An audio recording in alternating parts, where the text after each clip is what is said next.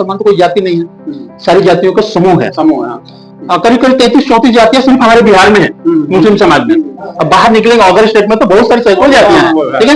तो जरूरी है कि जब जातीय जनगणना आएगा हमारे यहाँ तो जरूरी है कि हम धर्म में इस्लाम लिखेंगे, लेकिन जहाँ जाति का सवाल आएगा हम अंसारी लिखेंगे, जो मंसूरी लिखेंगे, जो रही लिखेंगे। मुसलमान क्यों लिखेंगे? अगर मुसलमान लिखते हैं तो हम जनरल कैटेगरी में जाते हैं और हमारे समाज के लोग लड़ते हैं आरक्षण के लिए, तो जब हम जनरल कैटेगरी में जाएंगे तो हमको आरक्षण कैसे मिलेगा? अस्सलाम वालेकुम, आदाब, नमस्ते। मैं मोहम्मद कमरुद्दीन अंसारी ऑल इंडिया पसमंदा मुस्लिम राष्ट्रीय महासचिव हूँ और आज मैं गोपालगंज में हूँ और अपने दोस्तों के साथ हूँ और खास करके अपने पसमंदा समाज के ही लोग हैं और हमारे साथ बहुत पुराने मित्र हैं। एक याद कर दिया इसलिए मैं यहाँ पे आ गया, आफ्ताब आलम अंसारी साहब और सारे लोग हैं यहाँ पे। तो बैठे बैठे यही भूजा खा रहे, चाय पे चर्चा, हमने कहा चलो एक वीडियो बनाए, अपने लोगों के साथ हैं तो बहुत अच्छा लगता है बात करने में। मैं चाहूंगा कि आफ्ताब भाई अपने विषय में कुछ बताएं। अस्सलाम वालेकुम। वालेकुम अस्सलाम।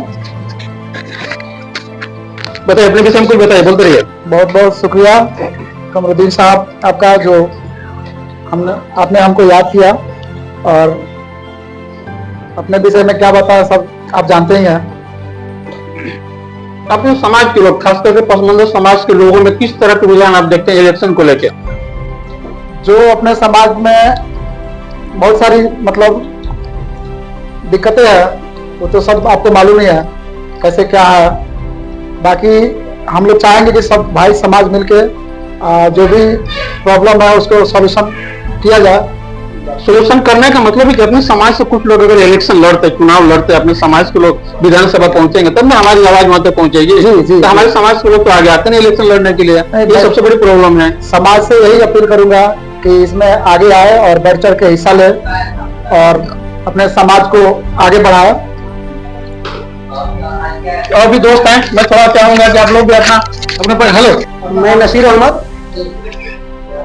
अहमद गोपालगंज से हूँ। मैं यहाँ LIC का काम करता हूँ, LIC से जुड़ा हुआ हूँ और समाज में घूमता हूँ तो देखता हूँ कि हमारे समाज के लोगों में बहुत सी कमियां। कुछ लोग कहते हैं कि ये नहीं है वो नहीं है, लेकिन हमारी समाज आगे आ नहीं रही है। आगे लाने के लिए क्या उपाय किया जाए जिससे हमारे समाज आगे आए और हमारे समाज की उत्थान हो। जो पिछड़ा तबका है उसके उत्थान के लिए हमारे समाज में आगे आने के लिए नेता कोई नहीं है, बड़ा नेता होना चाहिए जो पटल पर ले जाए, राजनीति के पटल पर ले जाए और उसको आगे बढ़ाए। और खास तौर से यहाँ तवज्जो भी नहीं दिया जाता है पार्टी के आदमी से कि पिछड़े नेता को आगे निकाला जाए। इसके लिए आग्रह है कि माने हमारे समाज से आगे निकलने वाला नेता को आगे बढ़ाने। आपको एक सवाल पूछूंगा, जो अभी आप बोल रहे हैं कि नेता होना चाहिए, तो नेता कोई बाहर से टपक के थोड़ी आएगा, अपने ही में किसी को बनाना पड़ेगा। अपने ही समाज से जो आगे आए उसके पीछे हम खड़े हो तो वो नेता बनेगा ना। अभी होता क्या है कि अपने समाज से कुछ लोग आते हैं तो एक आदमी खड़ा होगा, 10 आदमी टांग खींचने वाले आते हैं, तो जरूरी है कि अपने लोगों को सपोर्ट करें, हम सब मिलकर सपोर्ट करें। बिल्कुल आपने सही कहा, हमारे समाज से नेता जो आगे आए उसके पीछे सपोर्ट लोग करें, जनता सपोर्ट करे और उसको आगे बढ़ाने की काम करे। आपका कहना भी सही है।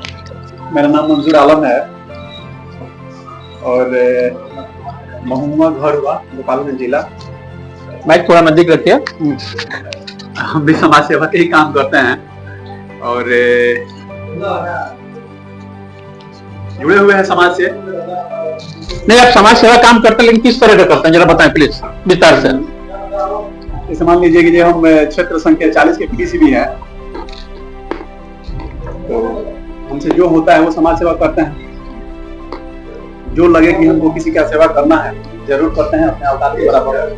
बहुत बड़े बड़े नहीं करते हैं मगर जैसा लगा वैसा जरूर करते हैं। आपके गांव में, आपके इर्द गिर्द में बहुत सारे लोग ऐसे हो जो मुख्य धारा में नहीं जुड़े हैं, पिछड़ गए हैं, छूट गए हैं, एजुकेशन में पिछड़ गए हैं, बहुत सारे लोग हैं, गरीब हैं। उनके विषय में आप क्या सोचते हैं, क्या नजरिया रखते हैं कि उनको किस तरह आगे आना चाहिए, किस तरह से हम उनकी हेल्प करें ताकि वो भी मुख्य धारा से जुड़े? देखिए, आगे आने के लिए तो सबसे पहले आपको शिक्षा से जुड़ना पड़ेगा। बगैर शिक्षा से जुड़े हुए आप आगे नहीं आ सकते। चाहे मान लीजिए नेता बनने के लिए भी तो बैकग्राउंड उतनी अच्छी नहीं है कि जब हम लोग एकदम खुलकर नेतागिरी करेंगे। नेता बनने के लिए तो बैकग्राउंड बढ़िया होना चाहिए। ऐसे अगर कह दिया जाए कि हम नेता बन जाएंगे जिला लेवल का, तो इतना आसान नहीं है, क्योंकि इसमें धन बल दोनों चाहिए। जो लोग भी नेता हैं आगे जो निकले हुए हैं, उनको धन बल दोनों लगाए हैं तो ही वो आगे निकले हुए हैं। सही बात है। हम लोग मान ले, हम लोग पौधान पे सबसे नीचे खड़े हुए हैं, लोग कमा कर खाना भी है, जितना हो सके उतना लोगों को सहयोग भी करना है। मेरा कहना यह है कि अगर हमारे समाज से कोई आगे आता है, कोई भी चुनाव लड़ने के लिए, मान लीजिए पंचायत चुनाव है, जो भी, अब तो जरूरी है कि हम लोग सब मिल के उसकी मदद करें, उसकी हेल्प करें, उसके कंधा से कंधा मिलाए, तब हमारे प्रतिनिधि आएंगे हमारे समाज के। अब होता क्या है कि कोई पंचायत चुनाव लड़ने आता है ना, तो बहुत सारे लोग क्या बोलते हैं, खास करके अशराफिया ग्रुप के लोग क्या बोलते हैं, जोड़ा दुनिया से प्रधान बनिए, मुखिया बनिए, विधायक बनिए, ये सवाल उठाते हैं लोग। ठीक है, इसको आप लोग किस तरह देखते हैं, इसको इसका विरोध किस तरह होना चाहिए? विरोध तो होता रहा है, मगर जिनको बनना है वो तो बनते ही हैं। ऐसा थोड़ी ना है कि जोल्हा समाज के लोग मुखिया नहीं है, ऐसे समाज के लोग मुखिया नहीं है। जिनको बनना है वो तो बन के रहते हैं कि नहीं है। किस समाज में नहीं है आगे है लोग, मगर पिछड़े भी लोग हैं, पिछड़े का तादाद ज्यादा है, ये मान सकते हैं कि हम लोगों में जो है पिछड़े का तादाद ज्यादा है, मगर आगे भी कुछ लोग हैं, ऐसा नहीं है कि नहीं है। मैं घूमता हूँ, गांव घूमता हूँ, बहुत सारे लोगों को अभी तक मालूम ही नहीं है कि पसमानदा क्या होता है। अभी मान लीजिए 2027 में जाति जनगणना होने वाला है, ठीक है, तो कुछ लोग इसको इमोशनल ब्लैकमेल करेंगे कि आप जाति मुसलमान लिखो। मुसलमान तो कोई जाति नहीं है, सारी जातियों का समूह है। करीब करीब 33-34 जातियां सिर्फ हमारे बिहार में है, मुस्लिम समाज में। अब बाहर निकलेंगे अदर स्टेट में तो बहुत सारी सैकड़ों जातियां हैं, ठीक है।